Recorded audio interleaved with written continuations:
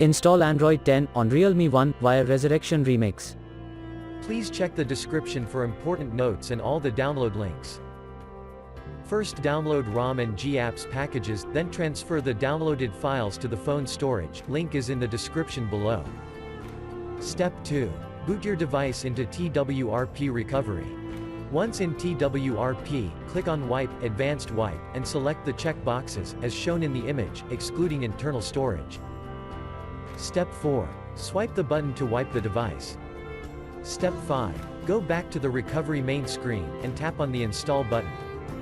Step 6. Navigate to the storage, and select the ROM zip file. Step 7. Finally, swipe the button on the screen, to install ROM file.